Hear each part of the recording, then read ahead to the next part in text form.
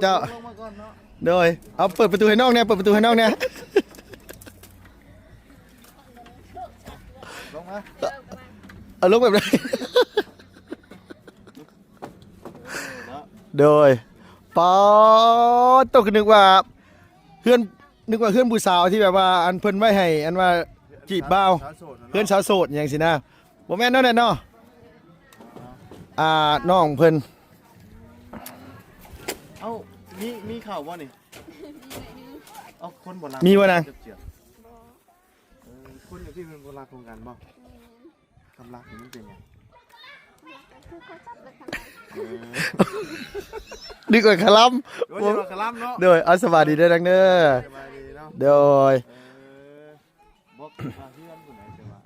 เล่าเข้าแต่ว่าบ่มีประตูอัดเนาะโดยคันเฮือนสาวโสดนะข่อยบอกเลยว่าคันข่อยปล่อยคลิปนี้ลงไปนะรับรองเลยหัวคันใดบ่แห้งเลยคันน้องแบบว่าอยู่นี่ได้อันนี้บ่แม่นเนาะน่ะเนาะเล่าเข้าเนาะโอ้โดยมีข่าวกันแบบนี้เนาะบ่ได้อัดอ้อนเท่ไปแล้วประตูเดี๋ยวบ่ได้ย่านมาผู้นั้นผู้นี้มาตักเอาเนาะโอ้ทำอยู่นอกบ้านกันบ่นี่ติบ่เหลืออันนี้มันอยู่กลางบ้านอ๋อ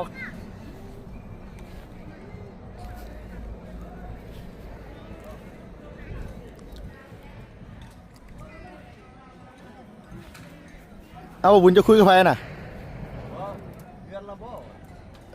เป็นยังไงคือวางสั้นเอามีคนอยู่ฮะมีคนอยู่เลยแมนบ่แบบนี้ต้องเพื่อนเนาะใช่คนอ่ะทำไมก็มีนี่โอ้มืดโอ้โดยเอาเอาวันนี้น้องเพิ่นบ่ทันได้ลงแน่น่ะนะน้องเพิ่นบ่ทันได้ลงมาเลยปาโตคือเป็นแต่แพงแท้เฮ้ยเอาวางลงให้น้องเพิ่นลงมาขึ้นไปยังนางน่ะบ่ล่ะขึ้นไปเฮ็ดยังน่ะขึ้นมาเบิ่งเล่าเขาโอ้เอาลงมานี่เป็นเพื่อนบ่เราเข้าเอามันคือวงมีประตูยังอัดจ้ะเอาอัดหน่อยยันเอาเกือบยันจนไปเอาเลยอย่าเดินเฮ้ยอัดแบบนี้เล่าเข่าเพิ่นเนาะโดยโอ้เจ้าโดยเอาเปิดประตูให้น้องเนี่ยเปิดประตูให้น้องเนี่ยลงมาเอาลงแบบไหนโดยปอตกนึกว่าเพื่อนผู้สาวที่แบบว่าอันเพิ่นไว้ให้อันว่าจีบบ่าวเพื่อนสาวโสดอย่างสินะบ่แม่นเนาะเนี่ยเนาะน้องเพิ่นเอ้ามีข่าวบ่นี่เอาคนโบราณมีวะนะคนอย่างพี่เป็นโบราณโครงการบ่คำรักมันเป็นไงดีกว่าคลัมโดยคลัมเนาะโดยสวัสดีด้วยนักเด้อโดยบอกเพื่อนผู้ไหนแต่ว่าเล่าเข้าแต่ว่าบ่มีประตูอัดเนาะโดยคันเฮือนสาวโสดนะข่อยบอกเลยว่าคันข่อยปล่อยคลิปนี้ลงไปนะรับรองเลยหัวคันใดบ่แห้งเลยคันน้องแบบว่าอยู่นี่ได้อันนี้บ่แม่นเนาะน่ะเนาะเล่าเข้าเนาะโอ้โดยมีข่าวกันแบบนี้เนาะบ่ได้อัดอ้อนเท่ไปแล้วประตูเดี๋ยวบ่ได้ย่านมาผู้นั้นผู้นี้มาตักเอาเนาะโอ้ทำอยู่นอกบ้านกันบ่นี่ติบ่เหลืออันนี้มันอยู่กลางบ้านอ๋อคันอยู่กลางบ้านนี่คือบ่เป็นหยังเนาะล่ะเนาะมีหมามีหมูเฮาหยังสิเนาะอ๋อเดี๋ยวเขาเจ้าก็บ่กล้าว่าเอาอันนี้เล่าเข้าในเฮือนนี่บ่อ๋ออีหล่าชื่อหยังชื่อเน็ตพี่น้องเป็นแต่แพงแห้งคันสมมุติว่าโตนะเป็นสาวโสดแหละมาจีบผู้บ่าวอยู่เฮือนหลังนี่นะคันว่าสมมุติว่าทั้งลุงนี่ปล่อยคลิปออกไปนะรับรองมาบ่แรกนี่ผู้บ่าวเต็มเลยนะฮะอันน่าเลิศนี่เอาน้องบ่บุญเนาะเป็นแต่แพงไผก็อยากมาจีบเนาะเรามีครอบครัวแล้วติจังว่าบ่แม่นผู้สาวบ่ซะผู้สาวมีแฟนยังน่ะมีแฟนยังโสดโดยแท้โอ้คือว่าเล่าจ้อยๆได้แท้หมู่บ้านชาวโสดเนาะ โอ้โดยพอดีว่าสิเข้ามาเฮือนน้องอันนั้นพี่น้องเอ้ยก็เลยเห็นอีหล่าเพิ่น น้อง ลาล่า ลาล่าดิลาล่าอย่างเงี้ย น้องยังชื่อเพิ่นชื่อหยังนางบ่สรุปลาล่า ลาล่าบ่ ลาล่า ลาล่าเลยเนาะ ดารา ลาล่าบ่แม่นลาล่าเด้ลาล่าสาลาล่านี่เนาะลงท้าย ลา แม่นล่ะแม่นจักแม่นบ่แม่นข่อยก็แม่นแหละข่อยบ่ข่อยเอิ้นแบบนั้นแต่ไรมาโอ้เฮือนเน็ตหลังไหนสละ เคยนี่เลย อ๋อหลังนี่เนาะโอ้ปีตอนที่ข่อยมาตอนนั้นน่ะบ่รู้ว่าน้องเพิ่นอยู่บ่พี่น้องเอ้ยตอนนั้นมักม่วงสุกแม่นบ่นาง เนียน ปีนั้นมักม่วงสุกเต็มอยู่เด้ปีที่ผ่านมานี่ได้ปีที่ผ่านมาตัวก็อยู่เฮือนอยู่บ่ซะ นี่บ่มี เอ้าคือบ่เห็นเจ้าซะ ไปสวดไปให้ เอาไปให้ไปสวนขาวๆแบบนี้ก็ไปสวนไปให้นะ อุ้มมืออื่นก็ไปทางให้ไปทางเลย เว้าแท้ แท้พักแต่มื้อนี้เขากินเนี่ยแต่ก็พัก อ๋อมื้อนี้นี่คือเพิ่นพักมื้อนี้น่ะบื้นไปทางให้ทางสวนไปทางอยู่ไส ทางอยู่ป้าเลย ไกลบ่ กายเติมเลย โอ้ เราเฮ็ดให้คือกันบ่ เห็ดชวนมาสิทางแล้วก็ปลูกมัน โอ้ เข้ามันบ่งามเลย เบิ่งสภาพหมู่ผู้ชมกินเฮ็ดให้เฮ็ดสวน แต่ว่าเฮ็ดเนาะ เห็ดบางทีก็ไปทรงแหงเขาบือไปทรงแหงเขาคนมัน เอานะเอาดีๆเด้อเฮ้ยตัวสิไปทางสวนนี่สิไปส่งแฮงบ่แลกนี่เว้าบ่ได้ได้ผู้บ่าวเห็นนี่ผู้ว่าสมัครไป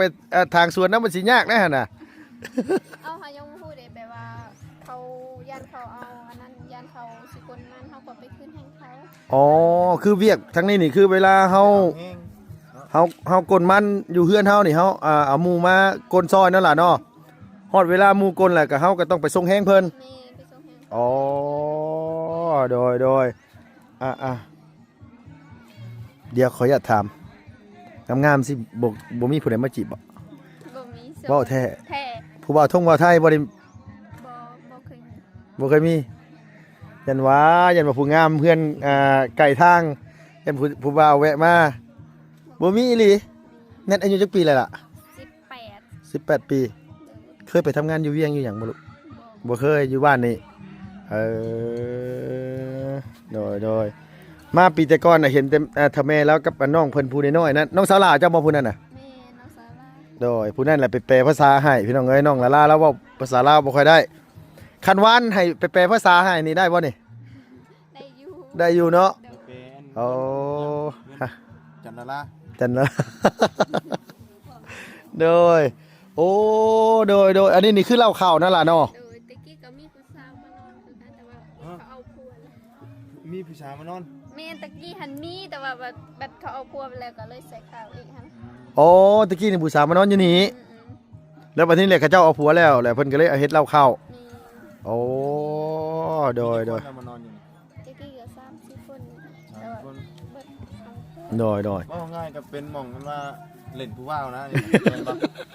เมียนบ่ล่ะ แม่แต่ก็นั่น อ่า เขา ก็บ่แตกต่างกับหมู่บ้านชาวโสดอยู่ทางเหนือ โดยแต่ว่าทั้งหมู่บ้านตะโสดอยู่ทั้งเหนือเพิ่นกับมันคนละประเภทนี้กัน เออ แต่ว่าอันนี้นี่คือผู้สาวอยู่ในบ้านนี่มีจักคนหมู่จักคนก็มารวมกันอยู่นี่นั่นล่ะเนาะ แต่ว่าเขาบ่ถือกันคันว่าเขาบ่ถือกันแบบบ่แบบถือกันเขาก็บ่ได้นอนนำกันหั่นนะ อ๋อคนไหนแบบสมมุติว่าแก๊งไหนบ่ถือกันกะบ่ได้มานอน สมมุติว่าแก๊งเจ้ามี4คนกะกันถือกันหมด4คนก็มานอนอยู่นี่ เฮาสนิทกัน2-3คนเฮาก็ มานอนอยู่นี่โอ้ ผู้ว่าวมากันนางชอบมันขึ้นบ่ได้เด้มันน้อยเนาะ ขึ้นได้ ฮักขนาด โดยทีมกับใหม่กว่านี้เนาะ โดยเอาสักก่อนเฮ็ดไว้เมื่อกี้เจ้าเฮ็ดไว้ด้วย มาหาทางขึ้นยันฮักวะ โดย บ่ต้องซอกแล้วเพราะว่ามันบ่มีประตู อ๋อขึ้นมานี่คือแบบเดียวเห็นเลยเนาะ เขาเอาเอียงพาผมไปคุย โอ้โดยอันนี้นี่คือตะกี้นะว่าผู้สาวโสดนอนอยู่นี่2-3คนนั่นน่ะเนาะเขาเจ้าแต่งงานแล้วเขาเจ้าเอาลูกเอาผัวเบิดแล้วเขาเจ้า กัน แยกย้ายกันเอ้าหมู่รุ่นเจ้านี่อยู่ในบ้านนี่บ่มีบ่ใช่หมู่รุ่นเดียวกัน มีแต่ว่าเขาบ่ได้สนิทปานใดหั่นนะ อ๋อโดยต่างคนต่างอันนี้เนาะบ่อยากเชื่อได้ผู้สาวเฮ็ดสวนไหมพี่น้องเอ้ยแท้ล่ะบ่อยากเชื่อว่าตัวเฮ็ดสวนนะ คือขาวแต่เฮ้ยเอ้าขาวอีหลีแบบว่าผิวน้องเพิ่นบ่คือแบบคนเฮ็ดทั่วเฮ็ดสวนนะใช้บ่บุญฮื้อมามึงดูแขนเจ้าน่ะ โอ้เขาเป็นอบผิวเชื้อ เลยโอ้ทั้งนี้เพิ่นอบผิวบ่ โอ้คนเฮ็ดให้ส่วนนั้นยังขาวอันนั้น ยกตัวอย่างคือน้องน้ำอย่างสิเนาะ ใส่อันอัดมันเลย โดยเขาน้องน้ำน้องหัวอย่างสิกับแมน เหงื่อมันอบ โดย ไฟมันออกมันอ่ะ เออโดย โอ้ยซุมื้อนี้เพิ่นมียากินให้มันขาวก็ได้ โดยเพราะไงคือมีหืดมียากินเนาะมันก็สิอันนี้กว่าแหละโอ้ แม่นบ่ บ่ได้ยากินให้ขาวสินะนางบ่ได้กินบ่แม่นบ่เคยตัวคือขาวแท้อะอีหลีเลยพี่น้องเอ้ย มันหนาวแล้วทาอันครีมอันนั้นหลาย แม่น ขาว ไปหัวไปสวนมันก็แทบจะบ่เห็นชะตาว่าง่ายซะอบเด้อบผิวเด้แบบเห็นแต่ตาซื่อนะที่เหลือนี่ใส่เบิดแม่นบ่เคย ใส่เสื้อแขนยาว เขาใส่ฮอด3-4ปีบางคนเขาแบบเขาบ่เคยใส่เขาก็ใส่แต่คือช่วงคืน โอ้บ่แม่นจังหน่อยเห็นเขาน้องอันว่าน้องหัวน้องฮักน้องจันพี่น้องเอ้ยเขาเจ้าไปปลูกมันโอ้ย3-4ซ่อนเพื่อเขาเจ้าสิได้ไปได้ฮะเสื้อผ้าหน้าแพ้เขาเจ้าบ้านนี้บ้านอดรแน่นอนนางเนาะบ้านอดรปุ๊บละไปเบิ่งเปเบิ่งให้เราเนี่ย โดยพาไปเป็นภาษาเลยนะ พุ่นนะ โดย จันนาล่าบ่ให้น้อง จันนั่งลาลาจันนาลาจันนาบ่อยากเสื้อเลยพี่น้องเอ้ยเนาะว่าน้องเพิ่นนั่นว่า เฮ็ดอันว่าสวนมาซั่นว่าโอ้โดยมะม่วงต้นนี้คือสิบ่ได้กินเนาะปีนี้เนาะบ่มีหมากสำหรับเมืองนี้เนาะอาจารย์เนาะโดยสบายดีเด้ออาจารย์เด้อ สวัสดีเด้อ โดย แล้ว แล้วล่ะ บ่ได้ยากข่อย โอ้เป็นได้ไง เว้าเองแปลเอง โดย น้องเพิ่นก็ได้ เดี๋ยวแป๊บหนึงขออนุญาตนี่ก่อนได้อยู่ว่าเพิ่นตอบได้อยู่บ่ ได้ อาจารย์ว่านเนี่ย ได้สิได้อยู่ โดยได้หยังกินข้าวแรงมานี่ มื้อนี้บอกเขากินของอ่ะได้อาหารอยู่กินหมู มีเวียกมีงานอยู่ในเฮือนบ่ เขากินงะเขากินของงะเด้ อ๋ออันบ้านเจ้าหาแต่กินมื้อนี้บ่ล่ะ เพื่อนมีแต่เพื่อนคอย อ๋อแต่เฮือนอื่นเขาเจ้ากินแล้วเฮือนเจ้ากินน้ำหลังหมู่ มี โอ้โดยว่าง่ายก็คือกินที่หลังหมู่ปกตินี่บ้านหนึงนี่เขาสิกินพร้อมกันเลยบ่แม่นบ่นะ คันเขามีแบบว่ามีเงินแล้วก็เขาซื้องัวแล้วเขาก็สิกินพร้อมกันแต่ว่าบางคนแบบบ่มีเงินก็สิกินตามหลังแล้วก็กินก้อนก็ได้ กินก้อนก็ได้กินตามหลังก็ได้ มี ว่าง่ายว่าคือแล้วแต่ว่าเฮาสะดวกตอนใด มี อ๋อก็นึกว่าแบบว่ามันเป็นประเภทนี้แบบว่าฮอดมื้อมันแหละต้องกินพร้อมกันบ่แม่นเนาะ มันก็แบบฮอดเดือน1เดือน2เขาก็ต้องได้กินหั่นนะฮอด อ๋อย ามเด้เพราะว่าเขาสิทานให้ โด ต่ ย อ สิทางให้ต่อนี่ต้องกินก่อนโอเค ก็ได้ โอ้ยใช้ผู้สาวสำน้อยอยู่ใส่ละเฮ้ยเฮ็ดหยังอยู่ทั้งเฮือนน่ะอยู่บ่ล่ะอยู่ทั้งพ่อทั้งแม่เลย ไปอีหล่ะขึ้นไปนำแน่โดยขออนุญาตขึ้นเฮือนหน่อยเด้อโดย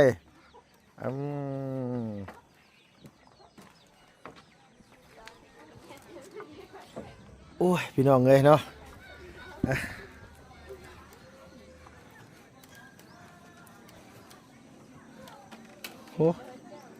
โอ้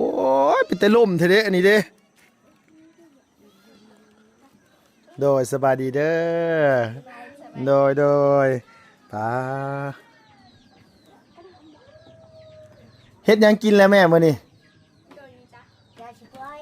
กินผักกาด อ๋อโดยได้หยังก็กินน่ะ จำไว้ ไปดมเป็นจ้าโรมิจ้าเวทเนี่ย ยาชิบไว้ ผักกาด จากผักกาดอ๋อว่าไงต้มผักกาดใส่มาม่าโอ้โดยเอาเข่าเพื่อนเรามีสำนีบ่นะ เมนค่ะกับอาจารย์น่าจะเนี่ยเบาเสียงแล้วว่าเบาเสียงหาย อ๋อมีซ้ำนี่นะ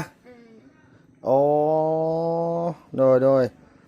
เอาแต่อันว่าทั้งบ่เสียงบ่ทันได้เข้ามาได้เอาใส่กินซะ จำไว้ อัมป้าคันเบาเสียงจะเป็นเจอ ในเรื่องไงจ้า อ่ะจ้า เราว่าบ่มีหยังกิน บ่มีหยังกิน คันว่าบ่เสียงบ่ได้มากก็บ่มีหยังกิน อยู่กันจักคนแม่ตัวนี่อยู่นี่อยู่จักคน เจ็ด 7 คน มีไผได้ล่ะ แม่อายนะ อ้ายน้ำได้ไผอีก น้อง น้องมีจะมีพี่น้องจักคนเกาะ อายสาม อ้าย3 โดย น้องอีก2อยู่ได้ใดรวมทั้งเจ้าเป็น6คนบ่ โดย แม่นบ่นะ นี่ เพื่อนเขาเจ้ามีพี่น้องกัน6คนอ้ายน่ะยังบ่ได้แต่งงานจักคนเลยบ่ บ่ได้แต่งงานบ่ได้หยัง ยังเป็นโสดอยู่ยังรวมกันอยู่นี่อยู่ นี่ มันสิพอกินบ่ซั่นน่ะเวลาอันนี่นี่บ่นาง เอาเรื่องนี้พอจ้าคุ้มจ้าเดาอีหยัง สมมุติว่ามันเดือนหน่อยมันพอกินอยู่บ่คนหลายคน บ่ บ่พอ โดย เอาโดยนั่งคัตตะหมาดใส่ก็ได้นั่งเอาสบายเลยนั่งตีตะหมาดแบบนั้นเลยแบบผู้สาวบ้านเฮาเลยโดยแบบนั้นเลยยันโมเมนต์ยังดอกยันตัวแบบมันเจ็บค่ะ โดยมันนั่งมันลำบากเลยมันก็บ่ไหวเลยเหรอเนาะก็ต้องนั่งธรรมชาติเลยมันบ่ผิดบ่แปลกหยังดอกอ๋อปัจจุบันยังเข้าเรียนอยู่บ่ล่ะ โดย อยู่ปอะไรล่ะ ปสาม เจ้าหาไหน โดย ปีก่อนนี่คือว่าป3ปีนี้ก็ป3อีกนะเจ้าบ่อย่าขึ้นห้องได้บ่ มันมาให้เราก็ซ้ำแต่ซะแล้วอันนี้ได้ก็ล่ะ เราเรียกคืน อ่านได้ยัง โอ้โห ปีนี้ลาล่าอายุจักปีแล้วลูกแม่จักปีล่ะถามอยู่ล่ะเน็ต ใช่กระมอใช่ไหม cỡ เออ nhưng chị có mà ơn chứ ở cái chật chật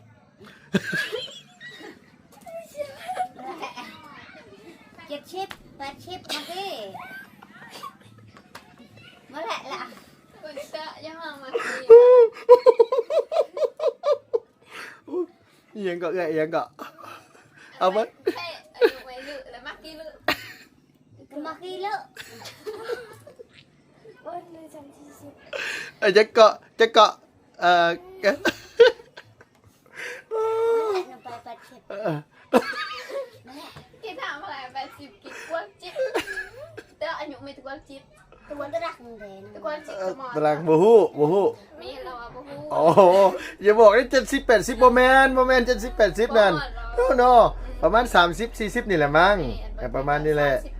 30ปลายหรือ40นี่แหละอ๋อนาราโตอันว่าอายุจักปีละล่ะตัวปีนี้14ยืนในป .3 บ่ฮอดดอกค่ะว่าบ่ฮอดดอก ก็ประมาณ10กว่าปีเนาะประมาณ12 ประมาณ12 13นี่ ประมาณ12 13ล่ะคือบ่ขึ้นลูกคือบ่ขึ้นมันมาอันนี้ บ่เป็น บ่เป็นไปซุมื้ออยู่บ่โรงเรียน ไป มื้อไปมื้อบ่ไปบ่หรือว่าได้ใดมื้อไปแน่มื้อบ่ไปแน่บ่นาง แบบเราคันว่าเรามีเวียกกับเราแบบบ่ได้ไปเรียนนะ อ๋อโดยเอาปัจจุบันเนี่ยได้ยินว่าทางทีมงานเพิ่นบอกว่าทางบ่เสียงเพิ่นสิมาเฮ็ดเฮือนให้ใหม่บ่ โดย มื้อใดได้เพิ่นสิเอาสร้างมาเบิ่งดูล่ะ อันป้ายนี่แหละมันยิงสร้างเป็นยิงก็มาตั้งมัน ตารางบ่ฮู้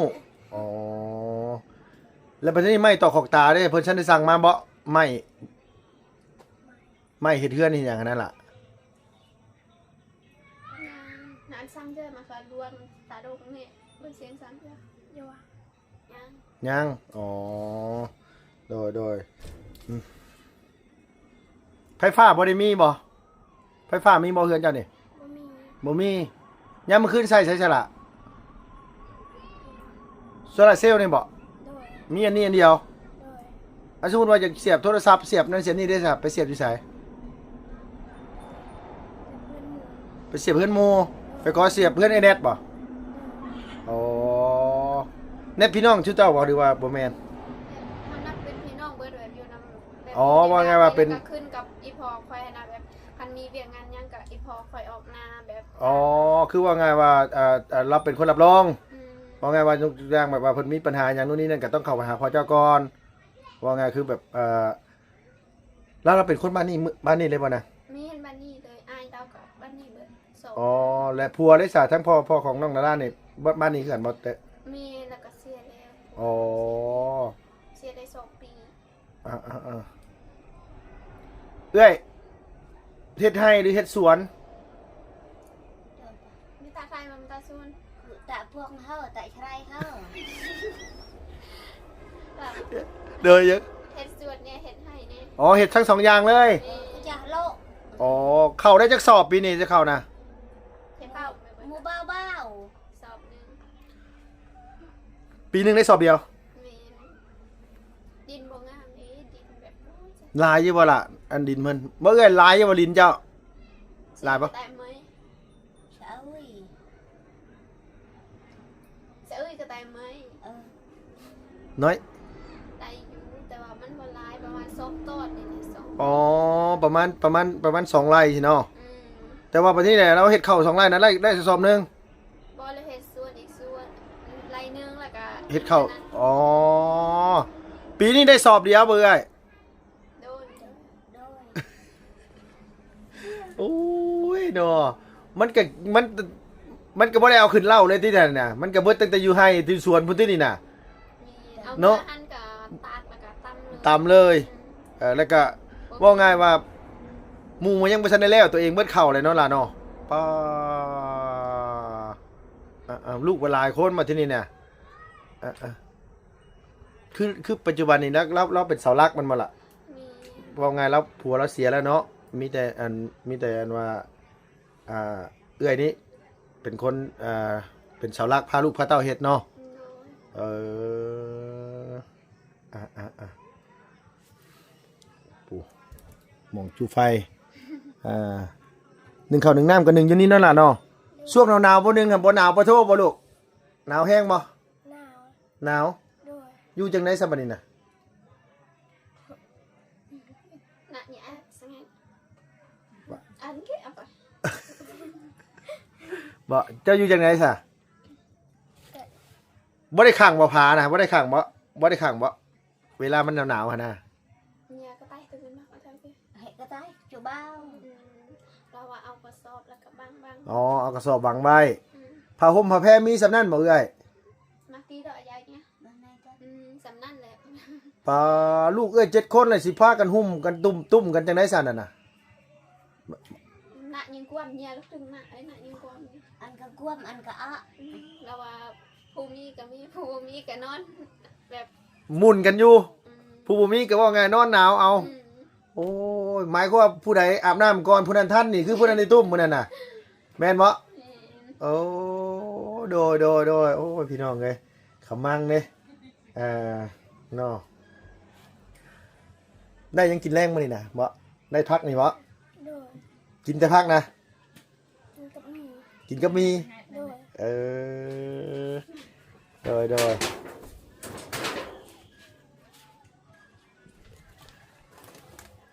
โอ้ยไม่เท่าก็ใส่แม่นดีเนาะเอายันลูกสาวหนาวเอาเสื้อแขนยาวมาให้ปกตินี่ลุงมาแต่เก่าน่ะมีแต่ไปอันว่าให้น้องสาวเพิ่นให้น้องสาวน้องแนทมาแปลภาษาให้น้องสาวน้องแนทก็เว้าภาษาลาวเก่งนั่นล่ะเนาะน้องตัว ได้อยู่เราก็เลยหนังสือเราเปลี่ยนได้เราก็เลยว่าเป็น บอกไงว่าเราเรียนหนังสือแล้วเราเป็นคนน้องกันละล่า มีดารางจักใดรู้บ่ได้บ่ฮู้คือกันตั้งเต็มซึมตาราง ตารางอีกแหละ ตาราง โอ้ตารางบ่ ฮู้ ฮู้ ชื่อตัวเอง พูดแต่ชื่อตัวเอง อืม บ่ ด้วย แม่นแล้วเจ้าใหญ่เลยเจ้ายังเรียนอยู่ป .3 อยู่เจ้าต้องขึ้นไปแม่ป .4 ป .5 แล้วล่ะข้าเจ้าอยู่ป .3 ตลอดเจ้าก็บ่เป็นเด้อเฮ้ยเป็นจังไดคือบ่กล้าขึ้นไป มันบ่เป็นบ่หรือว่าจังไดโอ้ตายๆมาแดงบ่ บ่เป็น บ่เป็นแล้วบ่กล้าขึ้น ด้วย บ่กล้าขึ้นเจ้าก็บ่เป็นแล้วโดยไปสไปลงไปเอาอันนี้ไปหมอมา เอ็มไม่ มา ฮู้ ไปเน็ตปะโดยโอ้ยพี่น้องเอ้ยยังดีเท่าว่ามีสาวน้อยอยู่บ้าน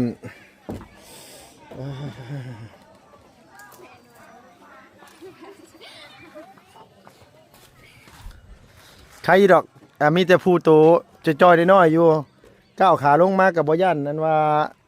ซานฮักปานใดดอกประมาณ13เนาะนางนี่เนาะเฮาว่าเนาะประมาณ13 ปี13 ปีเรียนอยู่ป .3 โอ้ยมันก็บ่เป็นแล้วเฮ้ยบ่ขึ้นไปนำหมู่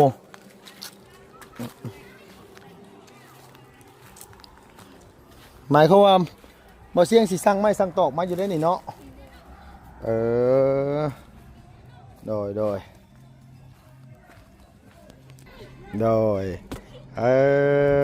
สิได้เฮือนใหม่เลยเนาะยังบ่ฮู้ว่าเพิ่นสิเฮ็ดให้มื้อใดปีนี้ยังเรียนอยู่ป .3 อยู่โอเคซั่นนะมาหาละพอไปต้มกินมื้อแลงเด้อโดยบ่เสียงบ่ได้เข้ามาหาบ่มื้อนี้น่ะเข้ามาแต่เพิ่นออกไปแล้วเนาะโดยโอเคซะไปก่อนเด้อบ๊ายบายบ่บุญอันว่าเอามาม่าให้น้องนำเด้เอามาใส่ถุงแตงโมให้เด้เป็นยังคือย่างแบบนั้นอันนี้ เพิ่นตีนนั่งอยู่ ฮะ เพิ่นตีน อ้าวโหพี่น้องเอ้ย โอ้เอามาให้ล่ามบ่ โดยเอามาม่าให้ล่ามกับแตงโมให้ล่ามบ่รู้ว่าล่ามสิกินบ่บุนี่แต่ว่าบังคับนะขอบใจเลยนางเด้อที่เป็นล่ามให้โดยโอ้ยพี่น้องเอ้ยฮะผู้สาวนี่แหละให้กินมีเก่งผู้สาวน่ะขี้ข้านเฮ็ดกับข้าวได้ก็นี่โดย โดยขอบใจเลยล่ะโดยขอบใจเด้อ ขอบใจ โดยโอเคสนะโอ้ยพี่น้องเอ้ยแม่บ่สมัครลูกเขยบ่สมัครบ่ลูกเขยน่ะสมัครบ่ มักนั่นเพิ่นมีหนองน้ำบ่เพิ่นก็อาบน้ำอยู่นั่น บ่แม่นอันนี้นะอันว่าน้ำบาดาลบ่นะ โบนำห้วยมาแต่พูดแต่ผู้คนไก่ เปิดมาแต่ภู มีแม่ ดงนี่เลย แม่เขาใส่ทอนี่ทอดำๆ เออ ยามนี่มันยังออกผัดเดือน3เดือน4จังไดมันก็แห้ง โอ้โดยโอเคสนับปะสับบุญเด้อขอบใจหลายๆนักสบายดีแล้วล่ะเด้อโดยสบายดีโดยพี่น้องเอ้ยมาแบะหาน้องจันลาล่าแสดงความดีใจน้องเพิ่นทางบ่เสียงบ่สิเฮ็ดอันว่าอันนี้ให้นะพี่เนาะขอบคุณหลายๆพี่น้องอยู่ดีมีแห้งอย่าเจ็บอย่าจนลำๆรวยๆสุขภาพแข็งแรงนะพี่น้องเด้อสำหรับคลิปนี้ไปแล้วพี่น้องบ๊ายบายสบายดี